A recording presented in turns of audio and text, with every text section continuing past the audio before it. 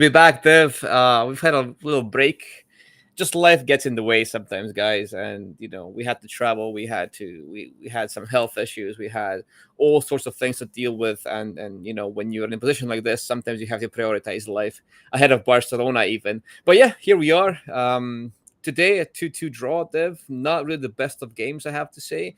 But it could have been worse. I will say that first, and then not even Lamine Magic could save us this time. Well, save us. Not even it couldn't get us the 3 points, which is what we always want, right? But tonight, I don't like using the word deserve or not deserve, but I feel like Betis deserved a lot, and we did not deserve that much. To be Oh, fair with we you, did. yeah. How do you feel about the game? Let's start with that I first. feel the same. I think if you just look at the how the game turned out, I, it's been one of those games where we haven't really turned up again. If November was what it was and we suffered, um, I think this is just a continuation. And what you can see is and I don't know whether we'll probably have to do a better analysis on this, but I mean, Pellegrini is a good tactician. Anytime we have come across good tacticians, we have struggled. We have really Hmm. struggled, and this was no different from that perspective. Even though the other thing that I would say is that when you go up, um, your management of game probably needs to be a little bit different than what it was, and we have suffered this before also in the league. Yes, this is one point of view, which is that you don't change the way you play, Hmm. and that's okay. But we have suffered, and if you and we are suffering, and there are not many. I don't think this draw will, determine the fate of the league or what have you. It's not even December, or it's just December, so it's okay. Hmm. Um, but yeah, I mean, this is not the first time. This has been happening for a while. Yeah, yeah, and I like that what you said when it come across a tactician that we struggle. I feels like Barca have two modes at the moment, right? Either we steamroll the opposition and we like win 3-0, 4-0, 5-1s, whatever you have, right? So that's plan A. The plan A is always to kind of steamroll the opposition and go full force forward and let our players overwhelm the opposition with our firepower, right? So that's number one. But if that fails and if opposition kind of shows signs of life, if they kind of fight back and the game is very tight and the game is not actually that well managed, or we can't get away with what we sometimes do, sloppy things that we do, then this is an issue. And these teams, there is a formula these teams use, and you've dug more deeper into this, Dev, with the data as well. It seems that the teams that have had some joy, let's say that, put it that way, against us, have all kind of followed some sort of I don't want to say a routine. There was a pattern, right? There were patterns there, and it seems that teams are now finding ways to exploit the weaknesses that we have, and if they can kind of survive this onslaught period of this period where Barca will throw everything at them, and if they can kind of keep the game as tight as possible, they will find joy eventually, because this Barca does have flaws, and we've been talking about these flaws for a while. That even when we were winning, like against Real Madrid, against Bayern, and people were very quick to say, "Okay, you're too negative." But guys, No, I was there there. have been, yeah, the issues were there. The issues were there, and now teams are actually finding out how to use those issues against us, right? How to maximize, or rather how to exploit those flaws. And Van Lee's back. Hi, Van Lee. Yes, Hey sorry, man. sorry, mate. It's been a while. Life got in the way. We really tried our best to stay consistent and keep recording as much as possible. But then I was Sorry, away man. yeah, I was away for a trip for a while. I got caught up in some things. There was a big storm in the UK that kind of prevented me from coming back as soon as I wanted to, and then we had some health issues, and life gets in the way, unfortunately. But we are back, and we plan on keep doing this, Tom had travel. I consistently. had travel. I was ill for a Yeah, little bit, everything. And we were yeah, dropping points. But good yeah. to be back and good to see you guys back. Yeah, we've been dropping points since. Yeah, I think we just have to keep recording, and maybe Barca will Yes, and get that's back on how we will track. win the league. We are the That's how we reason. win the league.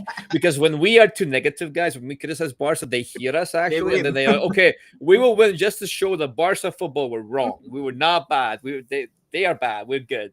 But yeah, anyway, guys, not the best of games. Share your thoughts in the comments. We will get to your questions as soon as possible. Our general thoughts for those who just join in. Obviously, not the best of games. I think this might be one of, if not the shakiest game under Oh Hansi yeah, Flick, it was because terrible.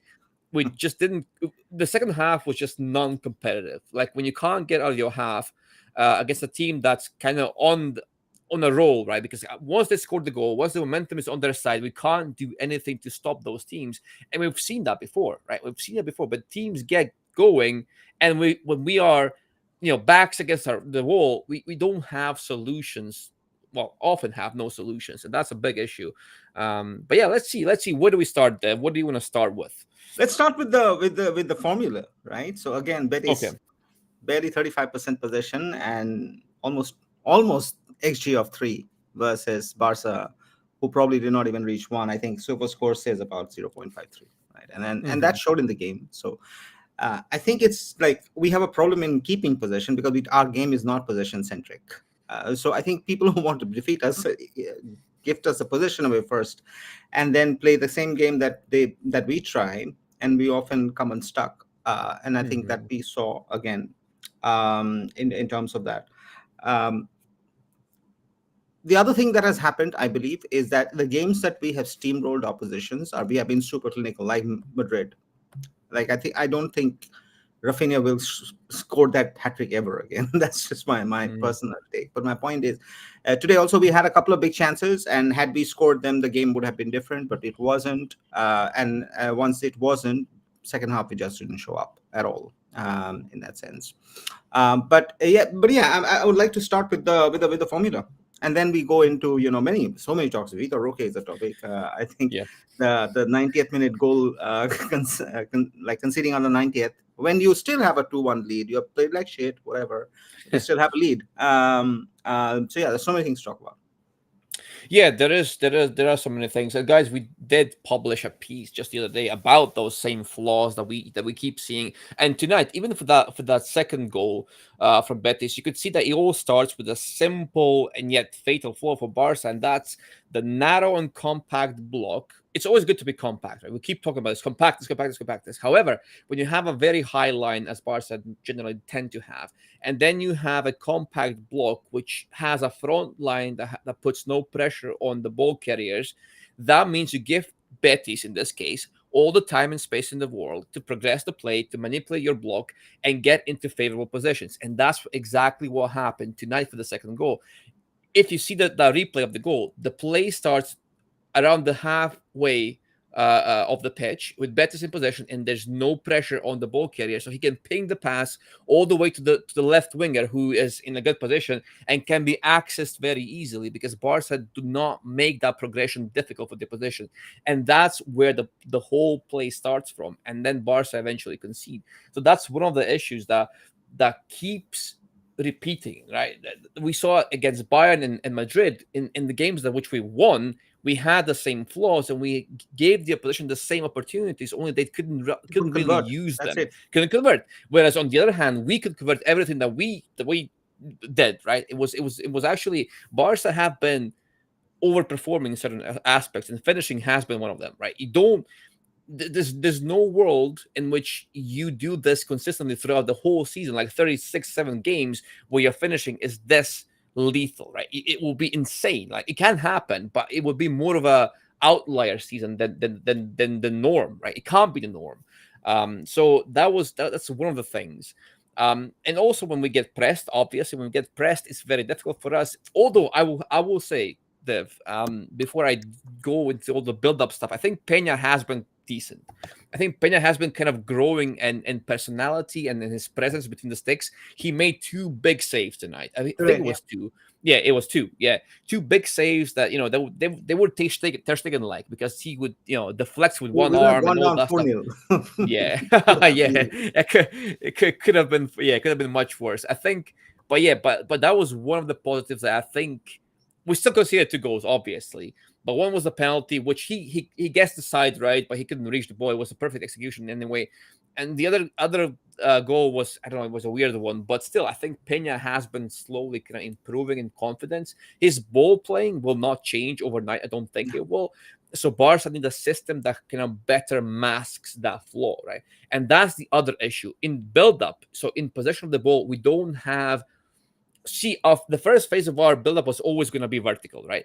But there was a system behind it. I felt like in the beginning, but whereas now it always feels rushed. It always feels like Inigo and Kubarsi will go vertically forward and go for the passes that are not always the best for our team in a given situation, right? So I felt like they were rushed a little bit. So again, we come back to that verticality issue where verticality is not necessarily a weapon, but it's something that you do by default. You should not do things by default, right? You should look at things situationally, like what is the best case scenario, what is the best course of action in this situation, and then execute on that. Whereas Barca at this moment, it doesn't feel like they have that, right? They have a single intent and they keep using that single thing regardless of the situation. So that, in short, that was two, but there's more. There's more issues that Well, we've. there's absolutely. Look at the other thing that we have always seen in the games that we have lost is that we have lost the duels always, every single time. And even today it was no difference. Betis winning about 52% of the duels that they had on ground, aerial dribbles. Um, people were just not there at the level they should be for a game like this, and this has happened often. And it's not because of uh, part of it is, yes, you can put it on the player, but part of it is the system as well. It's the way we play, because our players probably aren't still suited to play that way, I guess. Again, the midfield was barely functional today, and we have seen that happen every single time we lose. And that's a problem. I like your point of view on how ready Gavi still is. Not that I'm picking up any player or what have you, but how ready is he? Um, and to the other point that Bandy made a little while back, which is the fatigue between Kubarsi and Inigo Martinez, and Araujo coming back in the right time. Probably it is, but is Araujo also ready in the way we think he should be ready? Mm.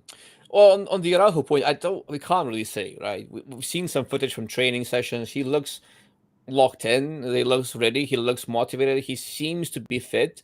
Now, how quickly can he become match sharp? That's the question, because you need him to play competitively. You need him to play in actual games for him to get to that sharpness level that he needs to have. Right? You don't get that in training. In training, you get fit, you get ready physically, but then you don't get match sharp through training sessions. Right? You need to play actual games to get that sharpness ready. So it will be normal, perfectly normal for him to kind of struggle and ease into that all that. But then again, he is a physical monster. We know that, so he might as well just jump into the fray and be absolutely fine. But we can't know that, right? So I don't know how to answer that question. Whereas Gavi, we have seen Gavi steadily kind of improve. I think Gavi is doing well, decently well, considering everything that he's been through, obviously. And I feel like he's been slowly getting reintroduced, which is fine. And to me, he is one of the good parts of this midfield. However, you said one thing that I really like there, where you mentioned that this way of playing, the system is not necessarily aligning with the players as much anymore. And why is that? Because now all of a sudden we see our players need to cover huge distances all the time. They need to rush forward, rush back, rush forward, rush back. That's what we always do. Every game now, we play a tennis match, a basketball match. We go back and forth, back and forth, back and forth. And our midfield in particular, they cannot really do that. Someone like De Jong could theoretically, but you saw what happened to De Jong tonight. Yeah, That mistake. three interceptions the whole game. Three. I know, I I know. You can't. And, It's sorry, I didn't want to get in. Go ahead. Yeah, no. That's a good thing to mention as well. Yeah, you can't really get interceptions in that system because we are we are making our players cover those distances. Players that are not made for that. Players that won't do well in those roles. And as I was saying, De Jong could potentially do it, but he was the only one who could track the run of Vitor Roque. That stamp on his foot was, it was unfortunate. It was a silly mistake. Yeah, you can say all of that, but again, he was put in that situation by the system, right? We allowed ourselves to again chase after runners from deep after a long ball and cover that distance, and that was at that point you already have a lose situation, right? What was the best case scenario that De Jong's going to somehow catch up to the runner and then intercept the pass perfectly from that position? I don't. It was a very unforgiving position for De Jong as well. But anyone who could have found themselves in that situation would have done probably badly, right? Because we It, don't it really have. that wasn't Yeah, Frankie De Jong problem. That yeah, was what yeah, happened back then. yeah. And until then, I mean, to be fair, like Vitor Roque hadn't been a problem in the game. Like it was Diao who was a problem. There was Altamira who was a problem. There were other people who were problems. Like, but I don't think it was a Frankie De Jong problem. This is a problem we have faced earlier as well throughout the season, right? Betis had about what 24, 25 touches in our penalty box. Like, how do you allow for that? If your defense is Mm, good, if your midfield is good, and if you're playing on the transition, you're playing on the counter, and the opposition is doing the same to you, right? Which mm-hmm, is clear. That's what Betis was doing with much low, possession. Um, you should do something about that. You should cut out those lines, which Flick hasn't been able to do. Not in this game, not in earlier games. Somebody said that he's probably one style of play and that he won't change within the system, which is true. Um, mm, Most coaches have one style of play which they don't want to change. But this is costing us games, and we are what? We are just in December, so midway through the season. And doesn't mean that we have lost or anything. I mean, the season will be defined between February and May. It always is, so it's fine. And Betis away is not easy, just like Osasuna away was not easy. So yeah, I mean, these games are traditionally difficult, have been always difficult for Barca in these away games, in these away stadiums. I think it was so, and Flick has struggled against these traditional teams, and that's what we were seeing. yeah, and that's also a fair point. Away games, because Barca have played like 10 or 11 away games in the opening, what, 15, 16 games, and that's also important because it's that much more difficult to play an away game, especially games like these ones, right? When you fight a position who are neck and neck with you, who manage to tactically kind of stay close to you, stay relevant, stay competitive, and then they push you to the limit and they get points. That's what happens. So yeah, that's a good point as well. It's not been easy, and I don't think anything is lost just yet. But Flick will need to evolve, right? He will need to find solutions because we've been talking about these issues, are losing or dropping points. Now people are, oh yeah, Flick has always been bad. No, it's not that. No, that isn't. There's always two extremes, right? People who will say, oh, you shouldn't ever criticize a coach, and people who are all doom and gloom. We are kind of in the I middle, but think we Flick will. is Yeah. overachieving with the squad that we have. I've always said that, right? Just Mm, because it came good, we are like, oh, there's amazing, but we like literally spend nothing. So yeah. again, so I think Flick's done what Flick has done, but there is a need for some sort of a course correction, and somewhere the players coming back haven't uplifted the team as much as we thought they would. That's the truth. Like there was a team before all the injuries and so on and so forth, and people were coming back, and we thought that when they will be back, we'll have the gala, Barca, and they would like be Yeah. much better. But that is not the case. The team that started was much better than what we have right now, at least from Hmm. how they are in sync perspective. Hmm. Hmm.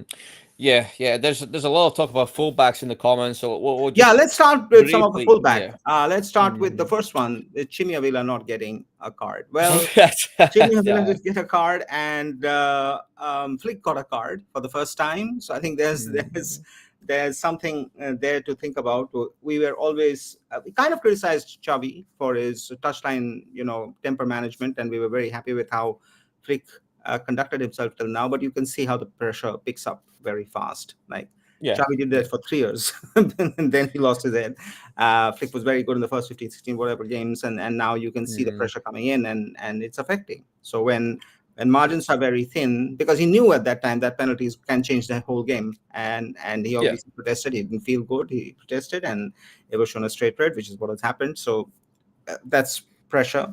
La Liga refereeing, we don't really comment on refereeing here, anyways, No. because there's always a point of view on whether it's right or wrong. Should Chimi Carney, sure, 100% for me, he should have, but he didn't. And that's not the first time that has happened. And this is not the first time that it will be like this. It will be like this again. But Dom, your thoughts? Mhm. Yeah, it's about consistency. You know, if you want to stick to a refereeing rule, then they should apply to everyone at all times, right? And that's the problem here because one week we see one decision going this way, and then the other week it goes that way. It always changes. It's like it's not set in stone. It's like something that every referee decides for himself, which it shouldn't be that case.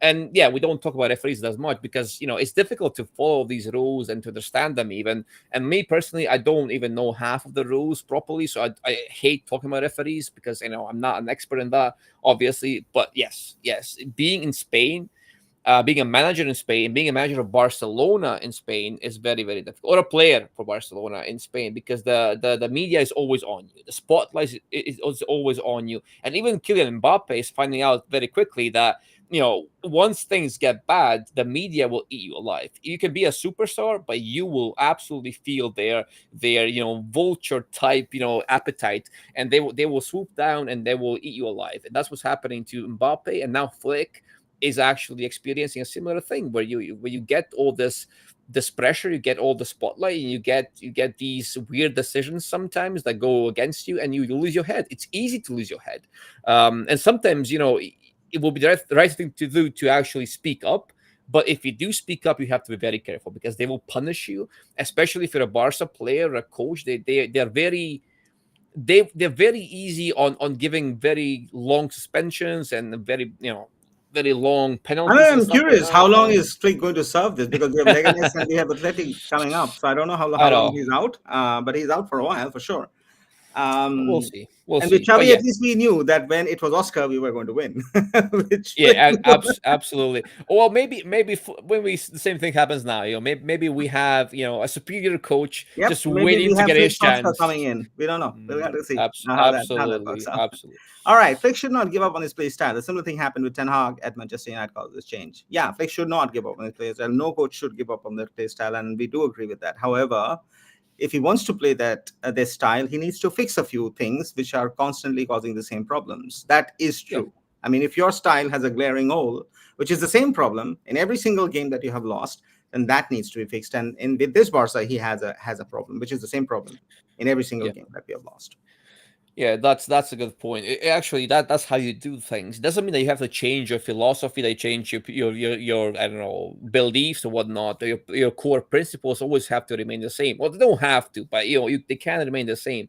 But you always have to keep evolving. Even the Pep of now, right now, Pep is completely different than he was back in the day, right? So you have to keep evolving as the squad evolves, as football evolves, as you encounter different issues and flaws in your system. You always have to tweak them here and there, right? Doesn't mean you have to throw your principles out the window. No, Flick is a purist in that sense. He will not give up on his style. He will insist, sometimes even stubbornly insist on these things. However, if you do have a glaring hole, as Dev says, then that needs to be addressed. Because if it doesn't, teams will quickly pick up on it because Barca is also, as a team, tactically, as a team, as a squad, as a collective, is also under a spotlight. Everyone is over analyzing Barcelona and looking at Barcelona, what they're doing. How are they so successful all of a sudden? How are teams exploiting them, and so on and so forth? So everyone is looking for formulas to beat this Barca. And now, after a set of 5 to 10 games, we have some sort of a formula, and teams are very quick to pick up on it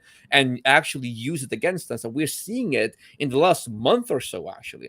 So if he doesn't evolve, then we're in then we are in serious problems. Also, the midfield issue. I think. Yeah. From Luis Enrique, I've been seeing this. Like we bypass the midfield because of this vertical style of playing, and Mhm. that's okay. I mean, I have nothing against it. When we win, it's beautiful because we like score 7 goals or 10 goals or what Yeah. have you. But the fact is, there is no control, and we have been Mhm. lacking control. And the fact that we have people like Pedri, we have people like Gavi, we have people, even De Jong to an extent, and that we don't Yeah. control games at all, even with all the position in the world. I think that is a problem because sometimes in these away stadiums, which are tough, you got to control the game. It's as simple Mhm. as that. I mean, we did that with Prime Messi, for example. We controlled game because you have to. You can't always win 10-0. It just doesn't Yeah. happen, and that is a problem that we have been facing consistently. So and so. So this. my somebody has said it, Shopnil, yeah, he says the same thing, and I think I'll put on the comment here.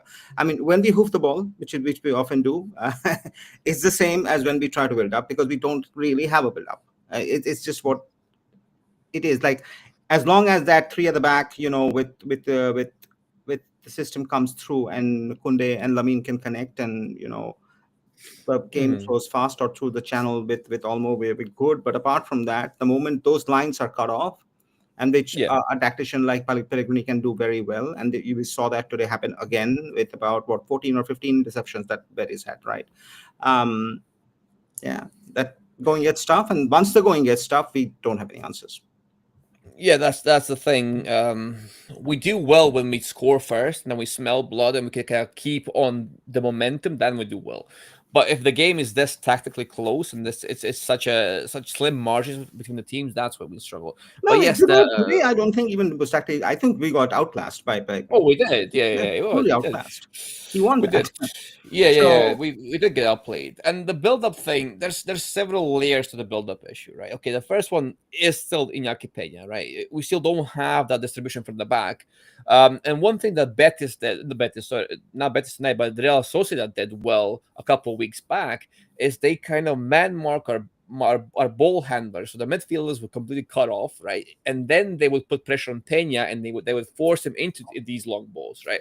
And then you have Lewandowski, who can win those aerial duels with back to goal. He can, but it's not but a who are they guarantee, laid right? off to? Who is he going to win the second ball or laid off to? There are no people out there then, That's so it yeah, doesn't that's another work. problem.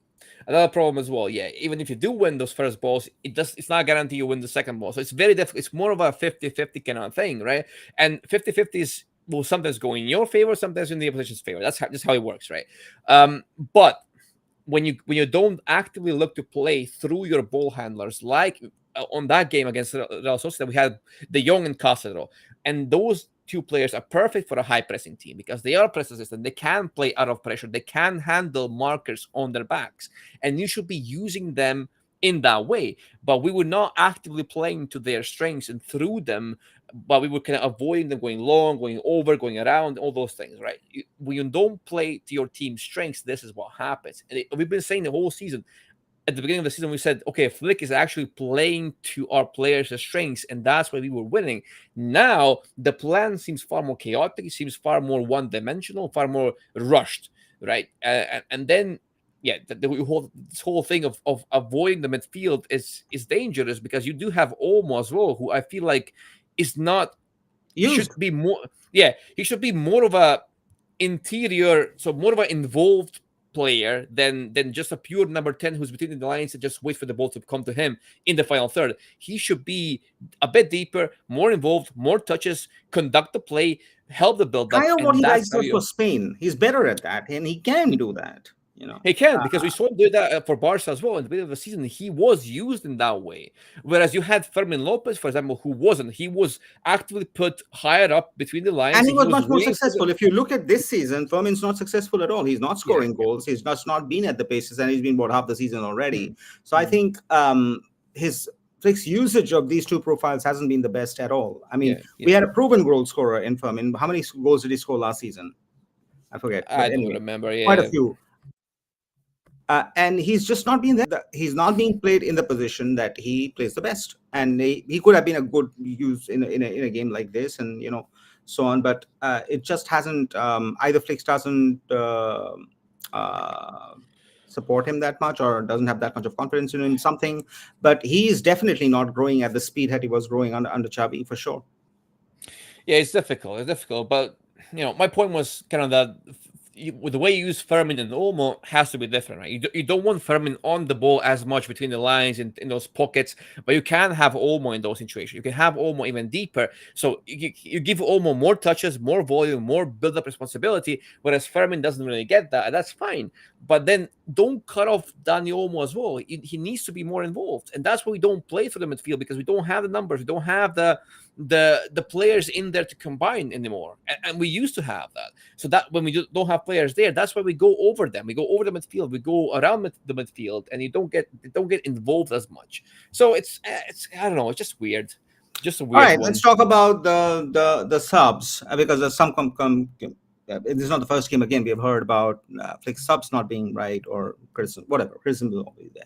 So let's talk about today. It was Olmo for Frankie. It was Rafinha for Ferran. It was Pedri for Gavi. It was Lewandowski for Victor. It was Alde and Hector Fort. Right. So that was just the combination. So let's go one by one.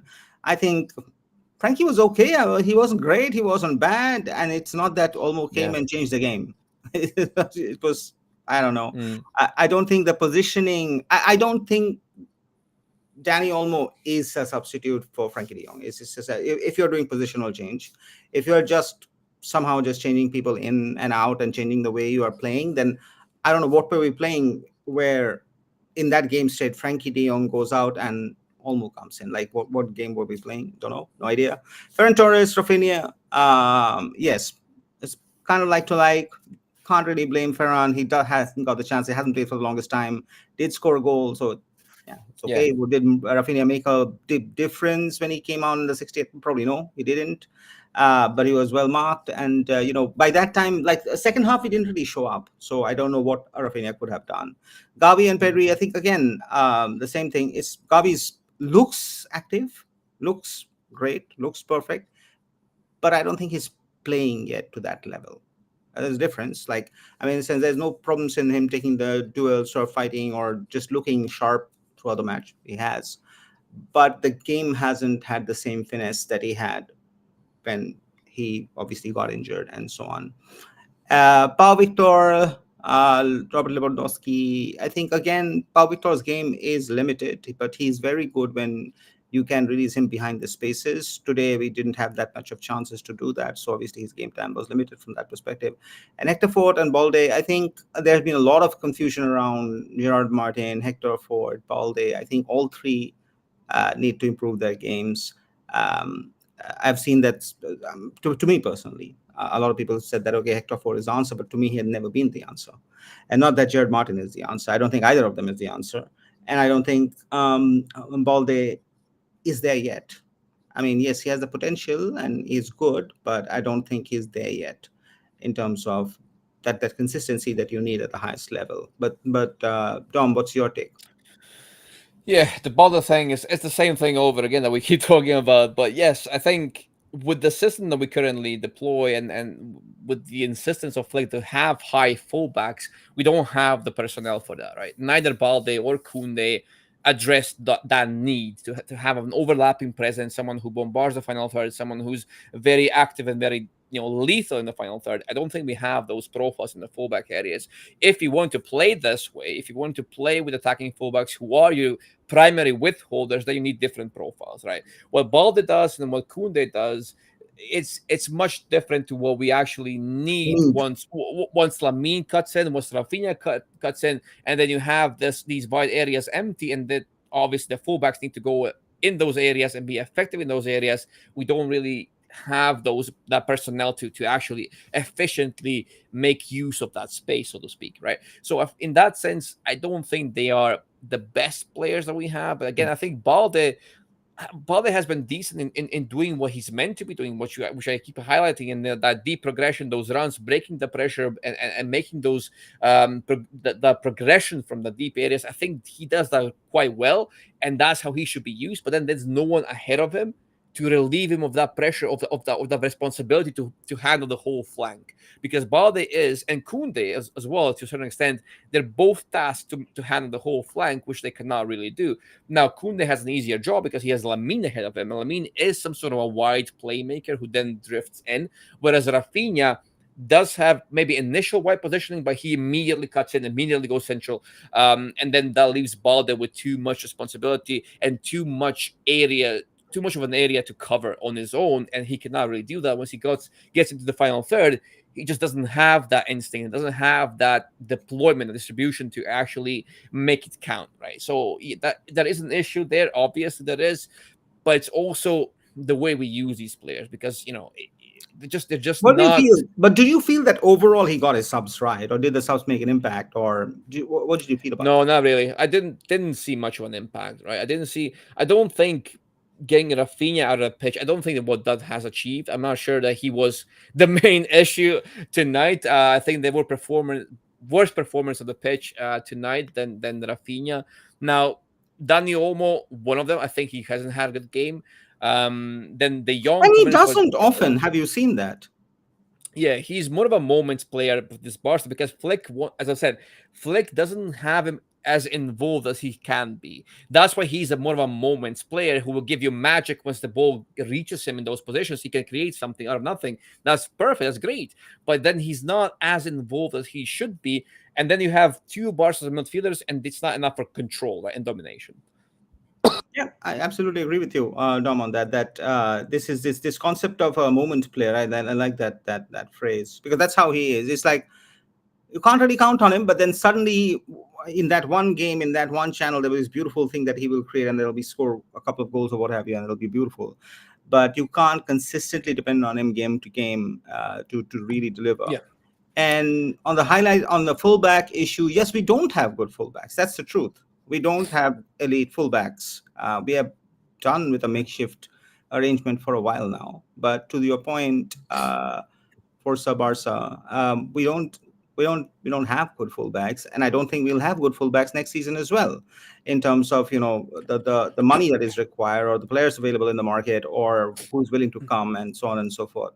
So I don't think that problem is going to be solved anytime soon with what we have. The question is then what do we do about that?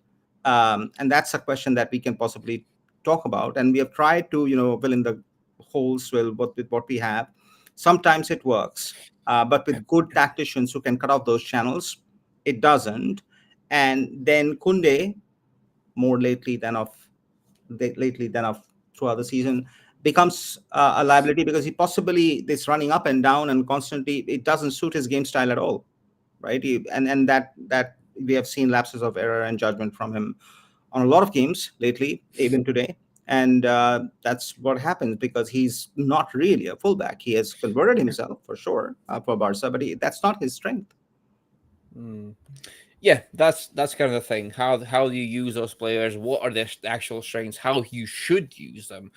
Now there are some options in the market, obviously for the fullbacks. I mean, we keep seeing the Trent Alexander-Arnold train. Everyone, well, not everyone, but many people want him in the club, and he would be someone who would give you something different. But he is an upgraded version of Kunde in a sense because he's also a deep distributor. He's not an overlapping, attacking fullback kind of player, right? He's not that wing back type of player, even I should say. But yeah, yeah. Next one, tallest guy in this Barca, Leva Kubarsi. Yeah, this is also an We've issue never that been the told. teams. Yeah, we've never been told. That's also true. We didn't have much physicality at all. I mean, never really required it that much. But when the teams do target you like that, I mean, in the box with those crosses, that can be an issue, obviously. But Barca have Pique helps always that, been. and I think Araujo will help that for sure. Hmm, But I think it's just, is that the only reason? It is a reason. People are absolutely exploiting that for sure. But is it the only reason that is destabilizing us? Is the question. hmm. Yeah, I mean, for Barca, I think when it comes to these height issues, it's all about prevention for me, right? If you get into these situations where you have to chase the ball, where you have to outmuscle someone in the air, where you have to compete with someone on a physical level, you already not lost, but you already kind of shot yourself in the foot. That's kind of how I see the situation anyway. Okay. Do you think letting lead slip in Vigo today is a mentality issue? Is it mentality? Everything is, you can't like mentality is not one thing that just comes out. Mentality is throughout the team in every game that you play, and the fact that we conceded at the 90th minute and we couldn't hold on to the lead even though we played really badly throughout the game. Yes, there are issues. And this team is a confidence team. We've seen that when they get the confidence and they start scoring, they can score a lot, and it looks amazing, and we're very happy. And that's that. But when the going gets tough, you often don't find answers, and then it becomes difficult to watch the team, and that has also happened. But this is the position, and these are the situations where the coach has to step in. That's why he's there. Like when the team is playing awesome, like he doesn't have to do much. The team knows and they're playing and they're winning, so it's fine. But in these situations where the opposition is drilled, they know exactly what they're expecting and they know exactly what they need to do. And Barca don't have any answers. We often don't come up with an answer for 90 minutes. right? The subs don't work out, or the game style remains the same, or the formation remains the same, or we can't cut off the channels, and then the level of confidence that we have definitely goes down for sure. You can see it in the team, the confidence, the body language that they have. So I don't think it's a one game issue or it suddenly came out of nowhere. When you are winning, you feel good, and when you're not winning, you have doubts. Yeah, exactly. I mean, it's a bit difficult because we do have a thin squad. We do have a hectic schedule. We do play heavy mental football. We have lots of injuries, and then of course when the going gets tough and you drop points and all that stuff, it does affect you. So all of these aspects combined, they give you this, and also the away games. We've been playing so many away games, and considering that, we actually done quite decently well, right?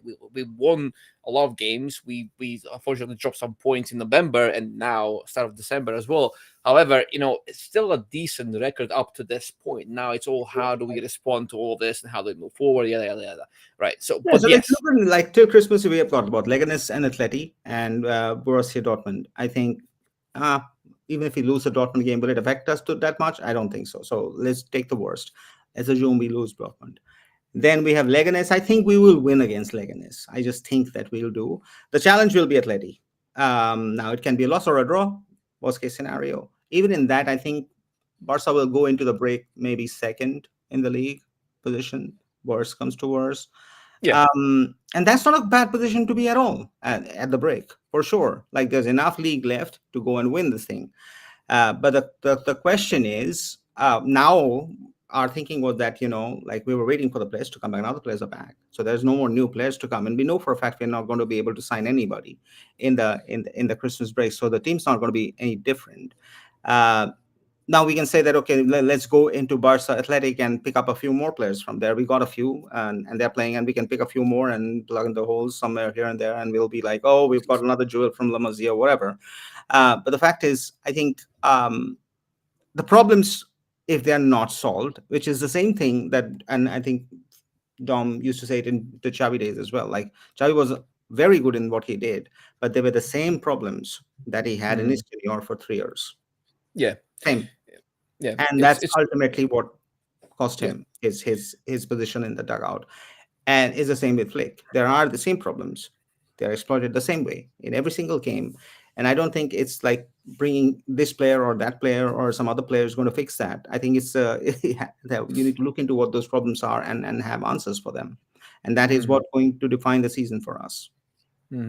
Yeah, exactly. I mean, it's always the problems of old, the well-known problems, the problems that keep repeating themselves. That the kind of the big issue, because they usually highlight two things, right? One is the coach's inability to even spot those mistakes or flaws. That's one alternative. The other alternative is the coach knows the problems, but he doesn't know how to fix it. So, and both of those I don't things know are which one this bad. is true. Yeah. Right, yeah, so and both are very bad. So that's when you have repeating problems, it's usually one of those two things. Either he doesn't see it or he sees it but he can't fix it.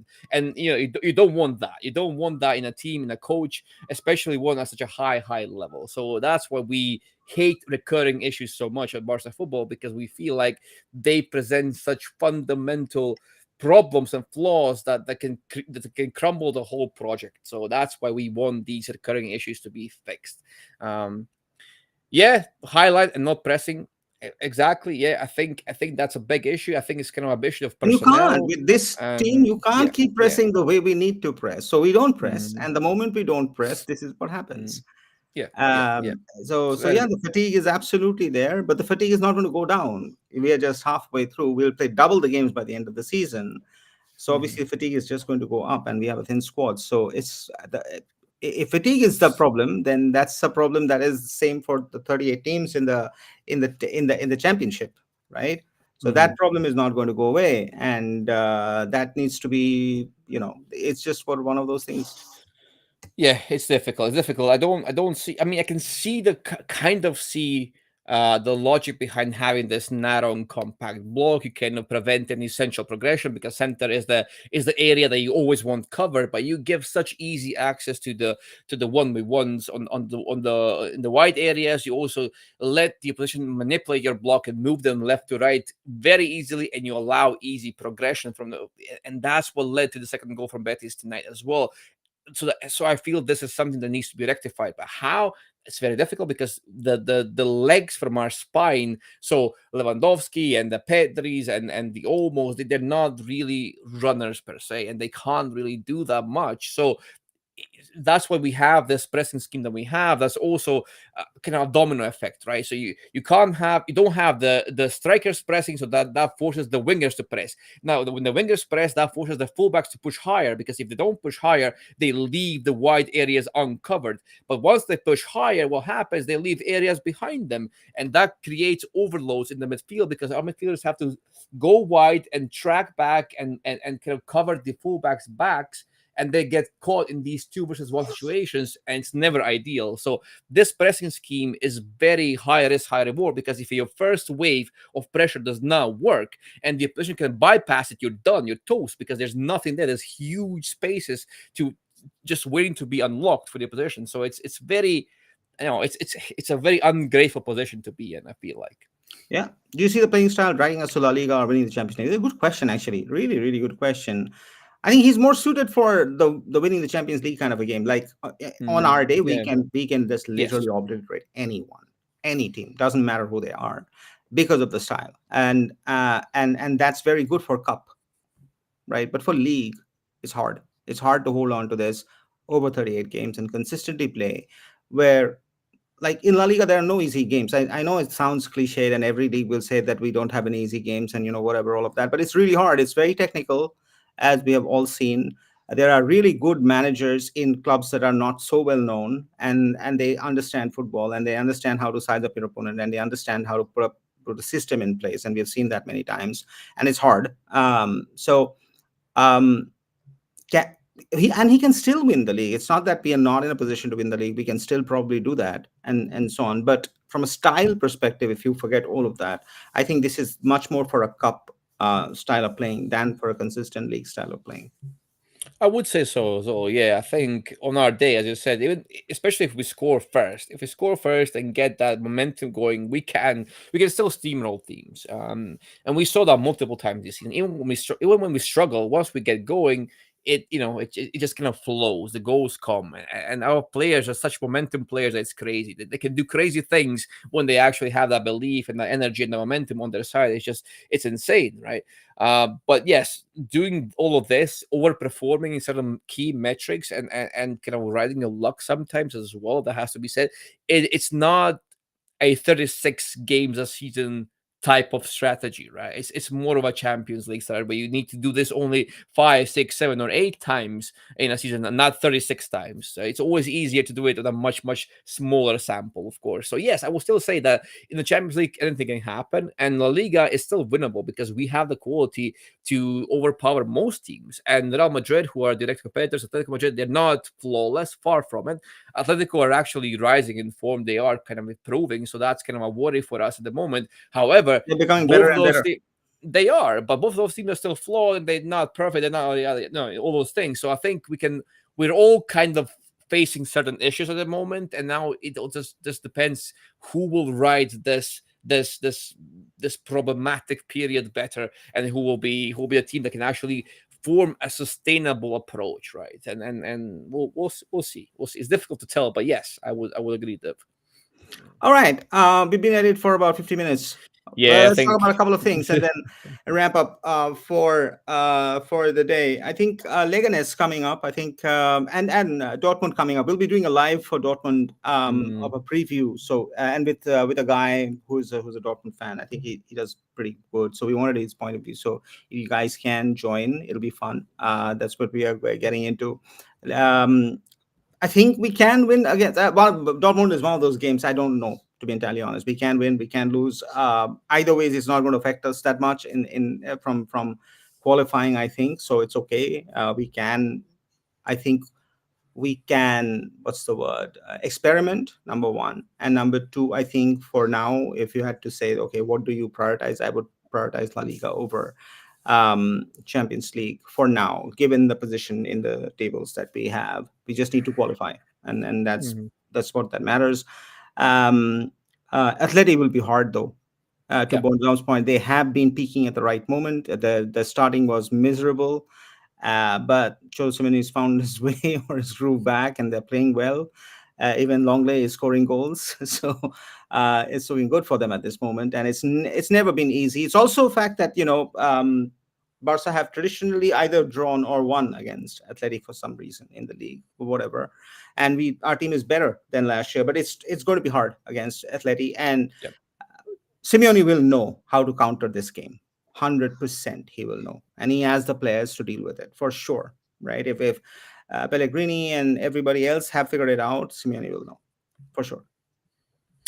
Yeah, it will be a tough game, and we'll see in what shape Barca actually arrive in that game. That's also very important. Leganes just said, yeah, we need to win that game. Those games, we just have to win those games. We don't really have that leisure of dropping points, whenever, because we had this big lead and now it's There's gone, right? nothing. So We had nine it points. just I mean, yeah. dropping 9 points in La Liga is like, Yeah, it's it's just, a it's bit a too bit. much. Yeah. He had the lead in his pocket. He just let it slide. Yep. And We'll see. that's not very smart. Is all I. It is difficult. But yeah, listen, guys. Yeah, on Monday, as Dev said, we'll have the Dortmund live preview. Make sure to join us. It will be at 7 p.m. UK time. For Dev, it will be 6 in the Good morning. morning. Yeah. Unfortunately, yeah.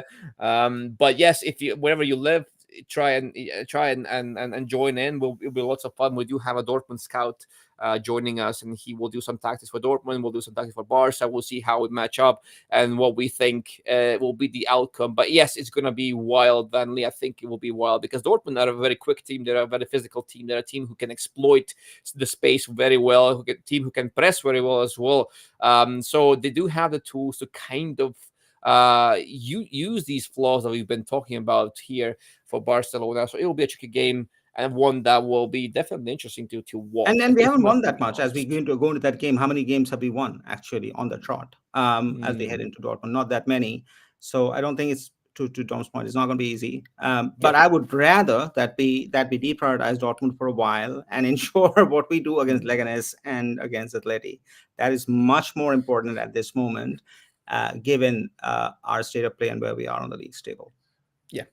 All right, guys. I think that should wrap it up for tonight. Thanks for joining, and again, apologies for being away for so long, but we will try and do this more consistently from now on. Although we've been quite good, Dev. I think from the start of the season, Yeah, a we've couple not of missed a games single missed. game. It'll Yeah, only happen, a couple of guys. games missed. Sometimes we Um, got jobs, or you guys are so nice that you ensure that we don't have to work anywhere anymore, and we'll be there consistently. yeah, yeah, So it'll happen from time to time, but we'll try to be here, and so that Barca keep winning points, and that's yeah. what it is. So, Exactly. Fiscal Barca, take care, guys, and we'll see you.